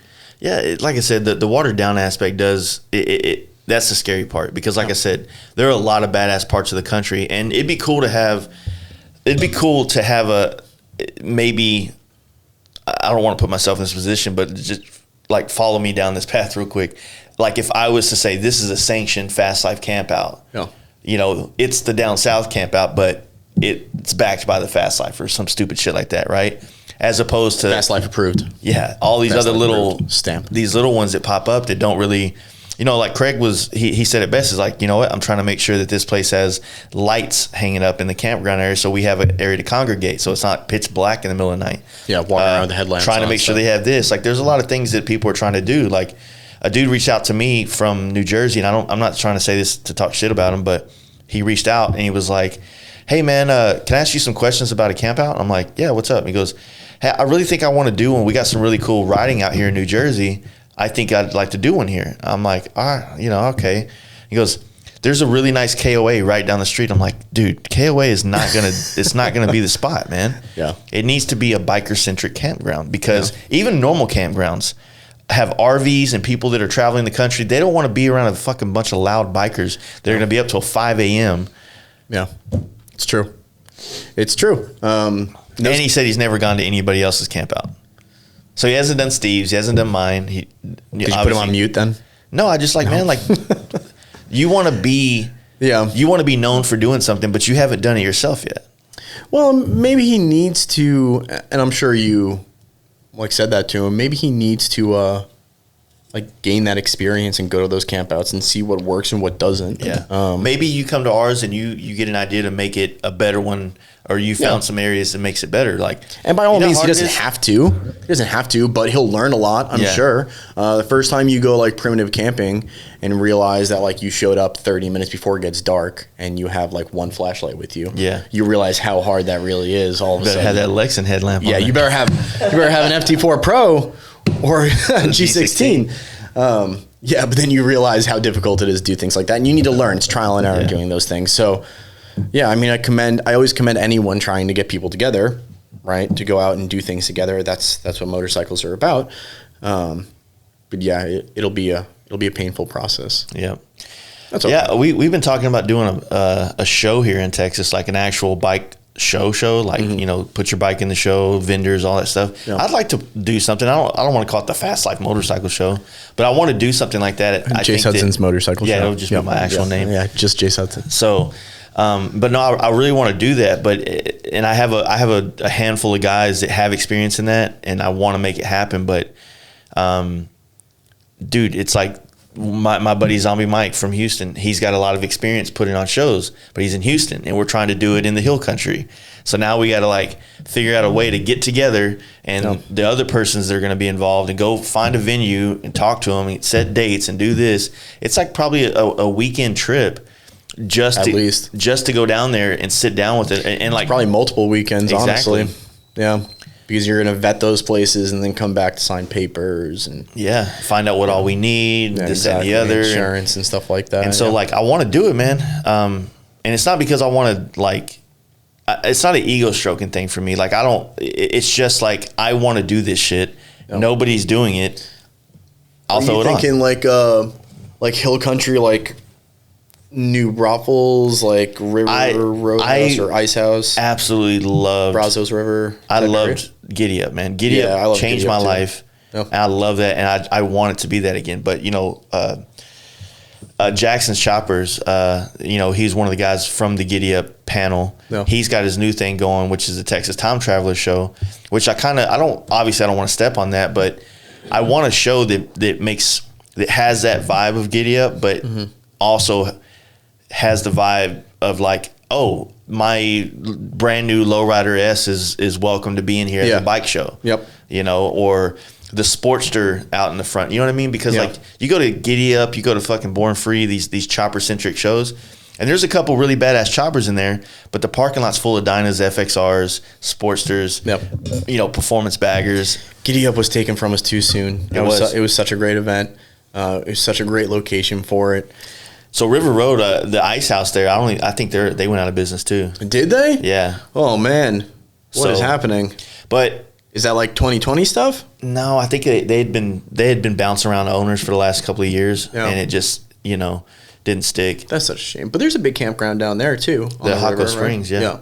Waco Springs. And you guys have I've thought about doing it so there's two areas to camp there. There's like more your RVs and shit area, and then there's the area they would give us for Giddy Up, which has it's like 3-tier level.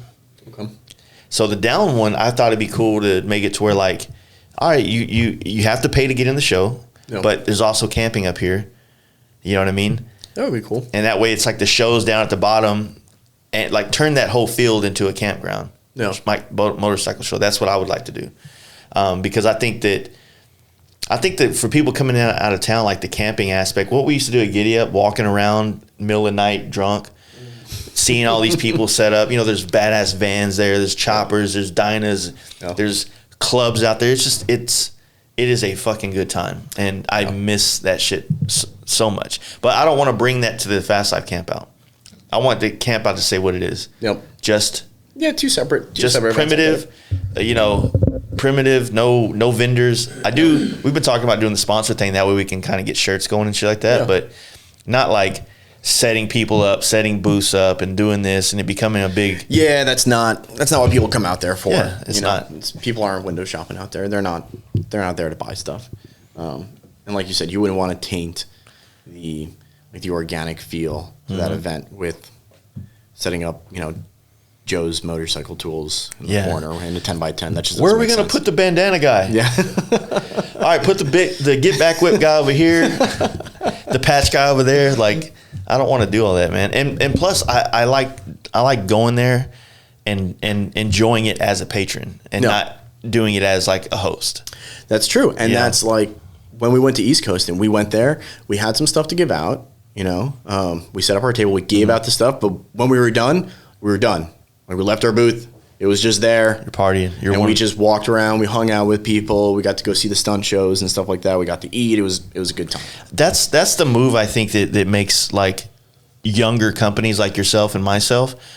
I think that's how we're going to be pushing the envelope in the future instead of going, which I know you guys have a product, so setting up at Sturgis makes sense. But for me, just being here, being everywhere helps really my brand out way better than if I was just, you have to come see me in Spearfish, you know, and being stuck to one spot, because first off, we kind of sell more of a lifestyle in a sense. Yeah. I say that, but it's like paint jobs. My paint jobs can change your life. Yeah, I would say so. A lot of bold statements being made on this podcast today. Hey, man, like life-changing paint jobs. I would agree with that statement. Maybe not just mine. I think paint jobs in general can change a lot of people's life. I think it changes the whole bike, right? Like James, as far as I'm concerned, he's the best dude in Texas. Yeah. Besides people in this room, he's the best dude in Texas. He let me borrow his bike for this ride. It was super, super nice of him. I got to ride it last night, and I rode it today. And it's an awesome bike. But he's done what needs to be done to that bike to make it comfortable. But that paint job has just put it to the next level. Mm-hmm. Really? I mean, does he have a lot of motor into it or anything like that? Or we did a cam chest in there. Okay, so he did a cam chest to it. And then, he's got a pipe, he's got an air cleaner and stuff like that. But he doesn't have anything like crazy over the top. He has stock wheels on it, right? No, they're Lindals. They're Lindals too? Yeah. Okay, so I'm taking a lot of thunder away from James's bike. He's got a lot of fancy things on it. It's a full built bike, But he has a stock front end on it, right? Yeah, but it came with that inverted front end. I know it came with an inverted front end, so it is a fancy one. But he didn't do anything as far as... It's got rear suspension on it. He has rear suspension. I retract my previous statement. It's a complete build. It has everything on it. Complete, but it's subtle. But that's a better way to put it. Yeah, it is subtle, and the paint job really makes it stand out to me. A lot of people like it because it is custom, but it doesn't look. It's not as loud as maybe Big Will Cody's bike, which is red, white. It looks like what are those candy cane things or barber poles? A barber pole. Yeah, but. I like Cody's paint job too. I've always told people, like, especially people that are YouTube guys and people that are trying to create some type of influence on these things. Yeah. Put like this, I'm starting to realize now, as like this industry has changed from, build a bike and sell it. Now it's build a bike, I'll sell the tins and repaint it, because now I need fresh tins. I need a fresh paint job so that my content stays fresh. That's true. You know what I mean? Because you painted the bike this year, right? You had a paint job last year, and I'm assuming you're gonna repaint it for 21, right? Yeah. So basically, the goal, I think, what's gonna happen is I'm gonna sell these tins with trade. Okay. So like, I'm gonna take their stock. Are you gonna keep the bags though? Because you kept the bags off the last bike. No, I got the whole body set off the last bike. Oh, you do? So I could fix it and sell it if I want, but it had a lot of damage on it from all the riding. This one, I've got about 15,000 miles on it. How did it fare this time? It's good, because I've been, you learn to ride in the front of the pack all the time because you're not getting as many rock chips. Like James is fairing. It's got a big rock chip on there. Yeah. He's usually right behind me. That makes sense. So with that, because like say next year I go to I haven't been to California on this paint job yet. So getting like shots at Golden Gate or on PCH, that'd be dope. Yeah. But every year, if I'm creating this content and I have the same paint job the next year at the same spot, then that photo doesn't have the same impact as if it was a newer paint job. It's true. And I put so many miles on my bike, it just doesn't make sense to build one and sell it, because. But are you gonna keep the side cover or something from that? I can always make another one. But that's not the same. Well, it's not the same. There's sediments in there. It is 100%. Yeah. But like this paint job that's on the bike now, I think it looks good. And I think that I would rather paint it, run it for a while, sell it for, $4,000, which is maybe a third of what it would cost to get done. Yeah, I would say that's a really fair price. And so like now it's like you have and it'll be fresh, like any chips or anything on it will get completely like repaired. It'll be like a brand new paint job, but instant. You pay me, we swap the tins. Done. You go on your way. There is no 3-month waiting period. You're now a brand ambassador. 6 months. You are now a sanctioned fast life. I deem you. But no, that's kind of the thing. So I was thinking about that, because last year on that trip, I had did that last paint job I had, and it was kind of an experiment trying to figure out how to do, like, to get where I'm at now with my paint. But now it's like we did this one right before Sturgis, and I was like, man, we're going to Yellowstone, to Tetons, Sturgis, obviously, all these other places in Colorado. Like, I need my bike to be appealing to all these people online again. Yeah. And if it's the same paint job, it looks like the bike it was there last year. So. What are going to be the new color schemes? Dude, I did a helmet for this one of the dudes out of he's actually in New Jersey right now. He's from there. Okay. He's out of Austin. He has an FXR. I did a helmet with him with his dog on the top. Oh, like the wiener dog? Yeah. Right? Yeah. I think he's a wiener dog, right? Yeah. A Dachshund? No, I think he's like a Dachshund or something like that. He's an old dog. Isn't that a wiener dog? I don't know. I'm just saying, I think it's a German Shepherd. Check us. It's a wolf. It's a wolf? I don't know.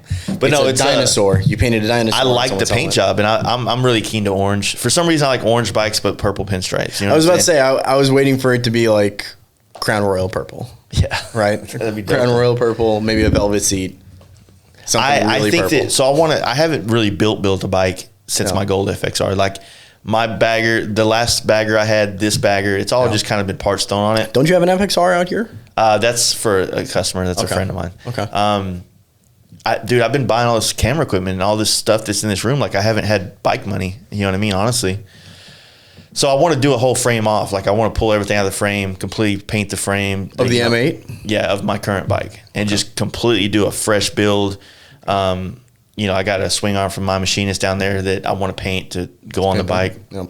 So basically do it around like February, March, be ready for April. And then I don't know. Like it sucks because at that point I'm not going to tear it back down and redo the frame to change the color again. So maybe that'll be the time that I'll sell the bike after next season. Okay. You know what I mean? Yeah, that's fair.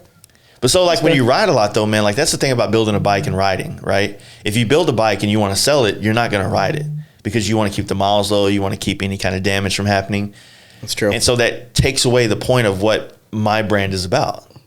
Yeah. You know what I mean? So you're kind of stuck in this double-edged sword. Yeah, right? where like people are like, well, why do you just keep repainting it? You're like building the same bike 100 times. Like, well, because I'm actually using it.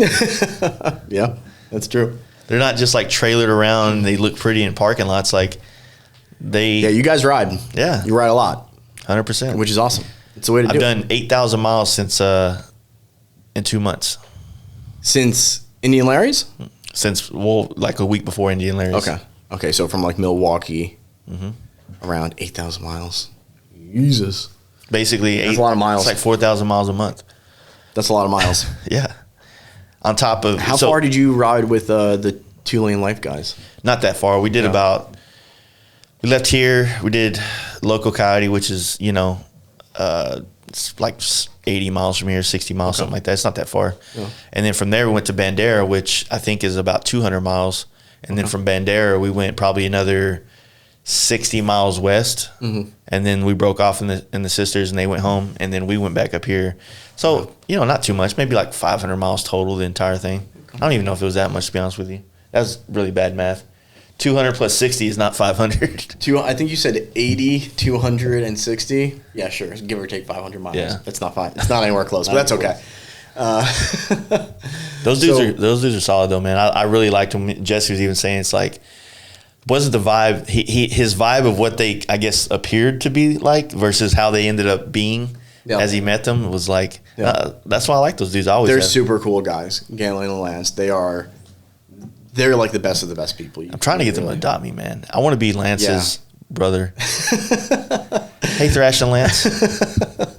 Can I be Jay Thrashing? I don't know if it works like that, but so we're like brothers now. Pretty cool. No, I dig.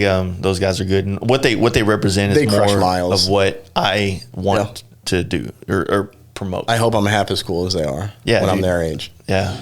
In fact, I'm almost positive I won't be anywhere near as cool as them. Well, me and James. James is not riding this weekend because he's got like a slip disc or something in his back. And that's something that could clearly be an issue for us as we age. Like Jesse's doing fucking MMA and shit now, so he could easily get hurt and not be able to ride anywhere. Yeah. Fucking be retarded by like 30. Won't remember my own name.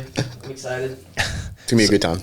So like there's part of me that's like, oh man, I got all these dream trips planned for the rest of my life that I want to go do, but there's also the part of me that's like, man, I could only have 2 or 3 more years left of riding in me. Oof, don't say that. I mean, if all of a sudden like my back goes out or all more reason I guess to take care of yourself. Shape. That's all you gotta do.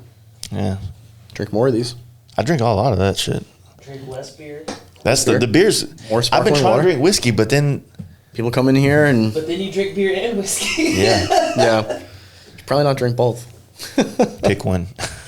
Yeah, and probably not the beer. But yeah, just stay in shape, stay healthy, stay active. You got that sweet bicycle in the garage. Yeah, I haven't had time to fucking ride it. You should ride it more. Dude, That's been my COVID thing. It's been mountain If you biking. think about it in the way it's like, if I stay in shape, then I can ride longer. I think it'd be easier to stay motivated. Yeah.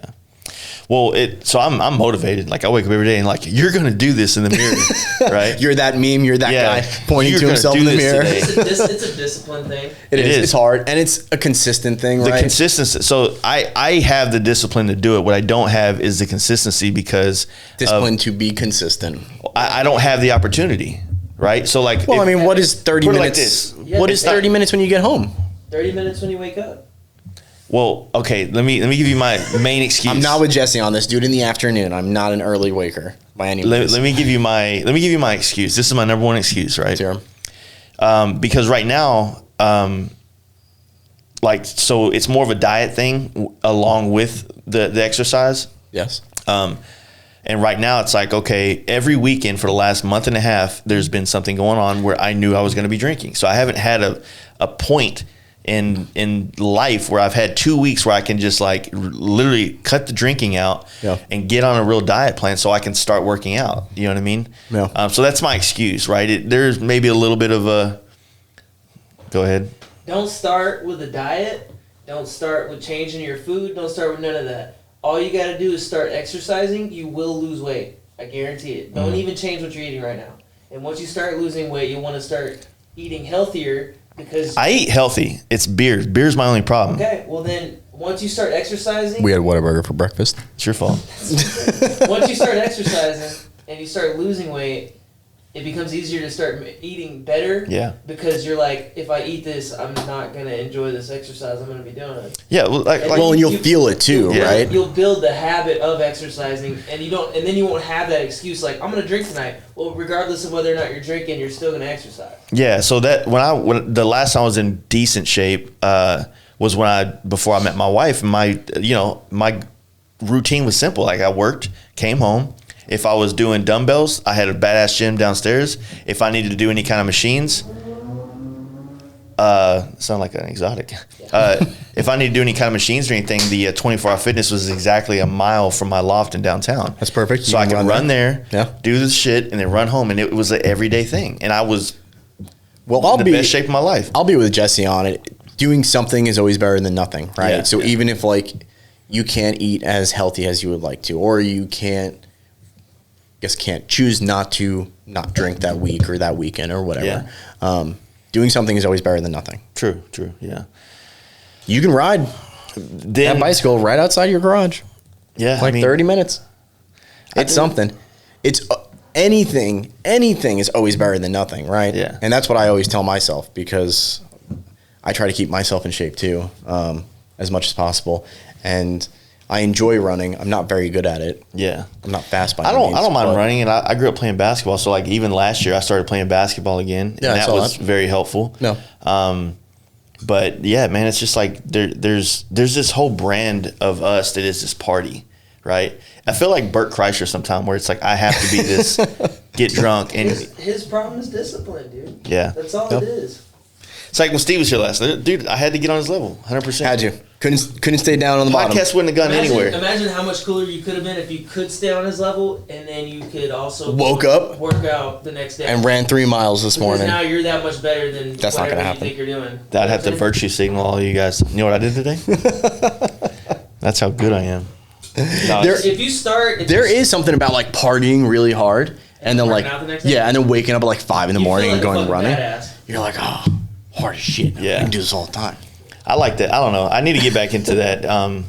It really has just been a scheduling thing. I've been trying to find a chance to dude, like I said, I'm full of excuses 100%, but That's okay. it's very hard to what's the word? It's very hard to get on any, like, if doing this is cool, but then like I have a scramble next week to get that FXR done for the show in Florida. True. So now it's like hard. Now I'm doing I'll do this, it to and then you. I got It's not Thanksgiving, easy. and then you know what I mean. It's like it's not the food And there's thing. turkey.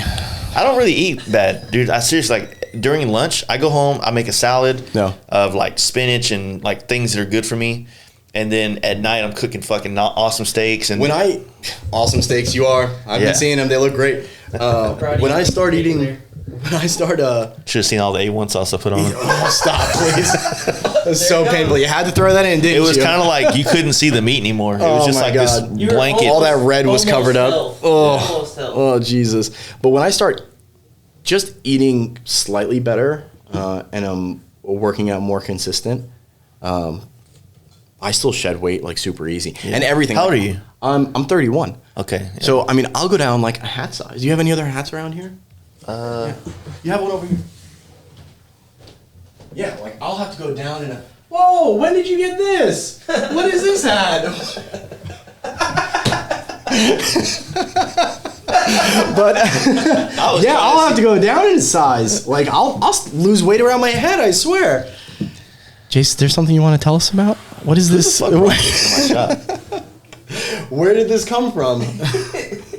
Did Kyle who? Who knows? Insta having Kyle got him a new he might have dropped it off in the middle of the night. No, he's not here, is he? No, he's not here. His Indian Challenger is that looks like it'll probably fit you though. Is this yours? I like that color. That kind of matches your bike right now, doesn't it? What if I just go get the airbrush and put a bar and shield over the top of it? I mean, you could, I guess. I don't know where it came from. It's the strangest thing. You just got Indian stuff. I did no such thing. Why would you think something like that of me? I would never do that. I was trying to figure out how the fuck your head size goes down when you... I'm like, wait, I'll follow you along this. What the fuck is this guy talking about? Oh, man. Yeah, it's funny. So I spent some time at an event recently, and Indian Motorcycle was there, and I know how much of a huge fan you are of Indian. So they gave me a hat, so I just had to bring it for you. Harley's making it really hard to be their fan. I mean, I think I was telling you this morning, they dropped all their racing programs. Yep, I've heard about that. It's like, fucking help me out, man. Do that, like just when like road racing really peaked, like the young crowd's interest, right? Yeah. Like we did King of the Baggers, we did Laguna Seca, right? Like it was awesome. Mm-hmm. Everyone loved it. I know I paid for Flat it. Flat tracking is still a thing. It was the night. It was my engagement party that night, and all the guys were sitting around my TV watching it. Hell yeah. Yeah. So like even with all that going on, we had family there and everything. We all stopped to watch that because it felt like so historic to see that happen, right? Yeah. Everyone was loving it. Everyone was talking about it weeks leading up, even weeks after. Dude, I felt like it was talked about, and I knew it was going to take place. But then, like the 2 or 3 days before, they did a good job putting that out there because the buzz was fucking around. We had a shot party there to watch it up here, and I loved it, man. It was awesome seeing that. And I had a friend in the race that I was really proud to see him because he was one of the dudes that I think is one of the Shred Moto. I think he's Tony, really right? Tony. Yeah. He's one of the, I guess I would say pioneers. I could be wrong, but I think he's one of the pioneers of the whole track days on Harley's kind of movement that's been going on. You know, him and Jiffy Tune, those guys out there. Yep. Yeah. So seeing those guys out there doing it was badass. But then for us though, like the performance bagger guys, you know, it felt weird that this thing that's kind of started in California, it hasn't quite taken off in California as it has the Midwest to the East, right? Yeah. Performance baggers, like all the dudes, all the names in it, like are out here. Yeah. You know what I mean? So it's kind of like, you know, I'm not saying there's not performance baggers out there and not saying it didn't come from California, but for some reason, everybody that's big in it is out here. You know what I mean? And so I would like to have seen, I don't know, it's weird when you're a part of a scene from its kind of conception or inception, what would it be? Conception. And see it starting to go somewhere, and then see the corporate world start to pick it up, and then that's exciting, right? It is exciting, but there's like things that they do that piss me off. It's like they don't have any care or knowledge about what's been going on. So they're like, oh, this shop is, you know, they are really leading the industry of performance baggers. And like, they just came on board. They don't even have parts yet. It's true. And it would be nice to see them be able to display some of those people that are in the industry, really like feeding into that scene and really helping it take off and helping more people get into it. It's so easy to know who's who and what's what in any scene these days, simply by you. It would take an entry-level marketer a fucking shit break to go through Instagram and find out who's who in what scene, right? Who's the Dyna King right now? Who's the guys that are just putting Dyna content out? Who's the performance bag guys? Who's killing it in the chopper game? Yep. It's easy to find. You just gotta look. Well, and I mean, maybe that wasn't their biggest focus during this round. It wasn't. Not to take away from that. Yeah. However, I still really thoroughly enjoyed it. I did too. So I'm really looking forward to future. I was more like at a point where I was like, I just didn't want Indian win, so I didn't have to hear people's shit. Me too. And so finally, like, I feel like they let the Harley win in the middle. The other one's like, this would be a good podium finish. We'll slow down. Yeah, it was really exciting. It was really exciting. There was a lot of really good, really talented riders out there. It was cool to see some of the people in the industry that, like we just discussed, that have been like so crucial, and get to see those people build bikes for it and have their parts in it. So I'm really looking forward to see what comes out of it. I think that Saddleman bike really set the bar for going forward. Like, I've already got ideas of how I want to customize my new thing on the bike in using some of the design cues I saw off that bike. You know what I mean? But I am really disappointed that it wasn't nowhere in the crowd of the bikes. It's like it was like a bike that had everything that should have been the front, but it was like, I don't know, they could have put a real rider on it, I guess. Yeah, I mean, I think apparently the guy is a good rider. The guy that built it rode it, and apparently he's a good rider. But for some reason, like, you couldn't get one of the other MotoGP guys out there. Like, I really think it was a rider. It was a rider race there. Yeah, I mean, all the bikes were really well built. They were all amazing pieces of machinery. Dude, seeing that Harley just kind of slide out a little bit as he's coming in the corners, I was like, a little scary. Making my fucking underwear tight, man.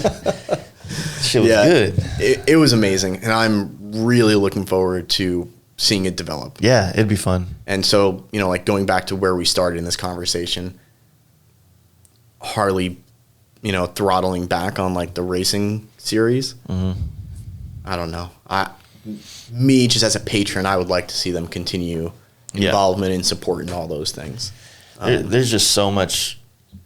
These corporations are just on such a political. They put themselves in a space that they don't need to be. Like, I literally could care less. I could care less. I'm fucking losing. I can care less what party this company leans towards. Yep. It doesn't. To me, it doesn't matter. And the people that it does matter to don't buy your products. I don't think, unless you. I'm concerned about motorcycles, exactly, and motorcycle parties. Motorcycle parties. That's what's up. And motorcycle hood rides. It's just not something that I believe really needs to be super focused in on the motorcycle community. And like you said, it's a good escape from it. It muddies the water. You know, like, we don't need that type of involvement. And that's just strictly myself speaking. Yeah, like I said, I try to steer clear of those conversations and stuff. It's been a crazy year.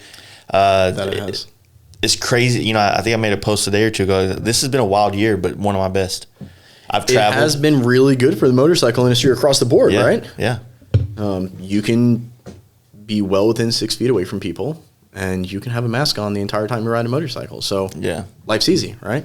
But a lot of people got to travel, right? Because everyone was teleworking. Yeah. So it was easy. Teleworking, working remotely.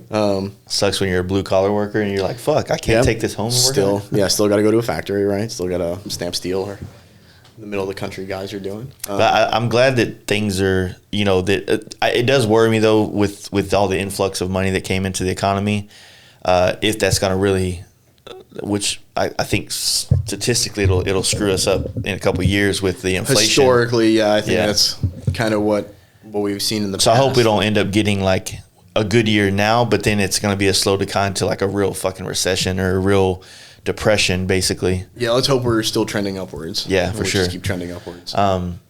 Yeah, motorcycles, man. They've been good to me this year. Yeah, they've been good across the industry. When we were getting ready to do the Fast Life camp out this year, it was 3 weeks after the quarantine started. Yep, and that's very true. I saw a lot of companies like starting to play the political, not necessarily the political card, but like, you know, we're staying home and wearing masks. You know, we're not going to this event, like, to like, I guess virtue signal is the way it is. Like, we're doing the right thing. And I was like, man, like even if like, I kind of throttled back on promoting it. Yeah. Cause I didn't want anybody going, you're still going to do this despite all the stuff going on in the world. I throttled that back so I didn't have to deal with that. Yeah. But like on the podcast, like, yeah, we're still doing this. You know, it's still happening. Well, look, we told people early on as well, like, we stayed inside our office and we shipped orders and we took every precaution that we possibly could and made sure that we were being safe. But we still attended those events. Yeah. We still went out and interacted with the public. We did those things to show the community that we'll support them no matter what. We just did it as safe as we possibly could. Yeah, I mean, that's kind of the point is, you know, is you have to continue to put, it just sucks that like IMS is not happening. AIM isn't happening. Nope. SEMA didn't happen this year. And I understand why. I mean, they're indoor events that are going to be gathering a lot of people and like that. But, you know, like maybe these smaller events like what we're doing, what East Coastin does, like it's our time. It's our time to shine. You know what I mean? Like it's a good time for them to go from small to really big, right? Yeah. I mean, East Coastin was massive. I think that a lot of events like that this year was times 10 because of the lack of other things people could do and people, you know, tired of being cooped up or not being able to go do motorcycle things with their motorcycle friends, you know? Exactly. I mean, that's what we're here to do. So for sure. All in all, we've been happy with it. Other than like this product, what else? We have the wireless charger. That's been a thing. Yeah. So the Lexin WPC wireless charger. You guys can check it out on our website and stuff like that. But so it's a wireless charging plate that goes over the center of your Ram X grip. Every time I see wireless chargers in the wild, I'm like, that's technology. That's transferring electricity through things that aren't this is the future. Conductive. Yep, the future is now, old man. We it's pretty awesome. You know, we've had our director has a relationship with Ram mounts, and I've been a Ram mount user since day one. Just my first cell phone mount that I bought was a Ram mount, and I've always enjoyed it. It's always worked really well for me. Lots of people I know use them, and so, you know, we base it off that concept, working in conjunction with their mount system. It has a battery tender style connector on it, so you can just plug it right into your existing battery tender, and it'll wirelessly charge any phone with QI charging capabilities on it, which is really nice, right? Because when you get on the road and you're traveling and you have your Bluetooth on to listen to music through your headset, and then you have your GPS on, right? And then maybe your location sharing with someone else so they can track where you're going and stuff like that. All of a sudden, your battery just keeps going down and down. And if you're traveling, you need that phone, right? Like, we're all glued to our phones. It's a supercomputer. You need it. It does your banking. It does everything, right? So having that phone charging at all times is just... Yeah, and it's easy, too, because you don't have, like, shit hanging off if you want to do some influencer shit on the road. You don't have to unplug it. You just pull it off and, like, get your shots. Yeah. And it is nice. Keep it rolling. Yeah, and you don't have cords hanging out all over the place. Yeah. It works very well. So we're very proud of it. We have it on our website by itself. We also have it bundled with a Ram X grip. So if you don't have one, you can pick those up. But also, like, you know, like for me on a bagger, like we have the USB thing to plug it in. Yeah. But what's cool about it on a bagger is, like, I can keep, because when I plug it in, it becomes a part of the radio system on my bike. Yep. And with that charger that way, it just charges. Yep. So I don't have to like constantly like connect back and forth between my radio on the bike and the headset. So it's like a little bit easier to, you know, like it's a quicker startup and get rolling. Exactly. And that's really what it's about, right? Because like you remember the day where like people used to wear like earbuds inside their helmet, right? Yeah. And like you'd have a group of dudes. It happens all the time. You're at a gas stations. Everyone's getting ready to go. And then one dude is trying to put headphones in. He's pulling his helmet on. He's trying to get his gloves on really fast and everything. So it just slows people down, right? And same thing with like charging, whether you have like a wire ran all the way up from your battery that you can plug your phone into, whatever the case may be. Now, the cell phone mount that you were already going to put your phone in will wirelessly charge your phone. Yeah, works out well. It's just simple. It's just a good solution to that problem. And these things are the G16s are going to be dropping on Black Friday. On Black Friday, that's the concept. They may come out a few hours early. They may come out Thanksgiving night. Nice. But on or about Black Friday. When you're sitting there bored. Make some purchases. Exactly. When we feel like turning it on. But no, it's on or about Black Friday. They'll be available for sale, single packs, dual packs, accessory kits as well.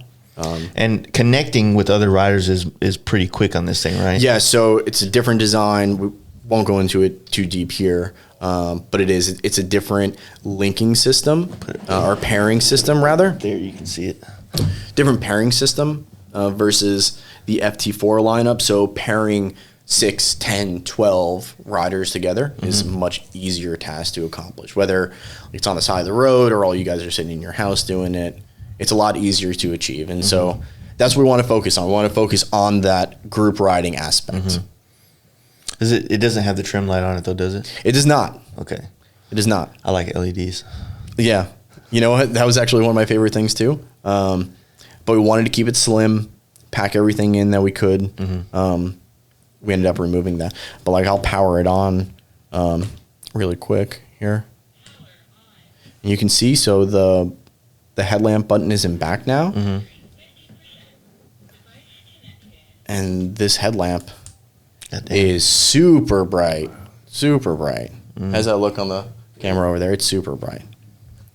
So it's pretty cool. It works very well. When we first got our samples to start doing our R&D on them, I was riding and I turned it on, and it was during the day, and I turned it on and like looked down at my dash, and it was like blinding me coming back off my windshield. Like it was so bright.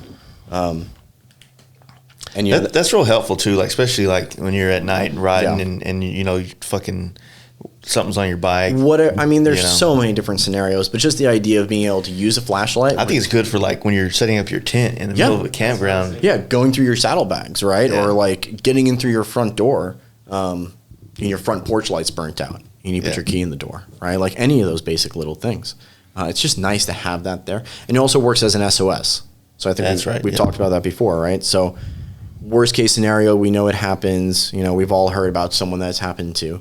You go down, you're laying in a ditch, can't find your cell phone, whatever the case may be. If your cell phone is still connected to your unit, whether it's an FT4 Pro or a G16, you can hold down a button and it'll go into SOS mode. It'll strobe SOS on the headlamp and it'll call 911 for you.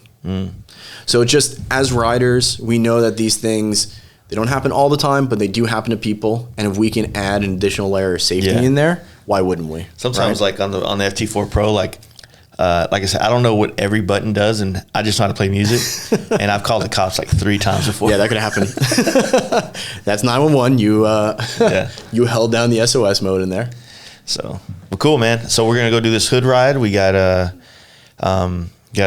packed day here. You know what I mean? It's gonna be super busy, but we're excited. We're excited to get out there and see people. We got some cool stuff to give away. Hopefully we can. I've been spending like an hour a day practicing editing video. Yeah. So hopefully between I can capture some content that I can at least post. Yeah. That will be like decent. Maybe not like a full 30-minute video of this, but like if I can get like 30 seconds to an hour, 30 seconds to an hour. That was 30 seconds to a minute of like some kind of footage that looks cool, then I definitely am stoked about posting that. 59 seconds, right? Yep. That's what 59 seconds for Instagram, and then like a minute 30. Those are the magic numbers, apparently. So cool. I think you'll be able to do it. So it was great, man. Thanks for having us here. Lexin-Moto.com, offer code FASTLIFE. 15% off. Yep. That'll never stop.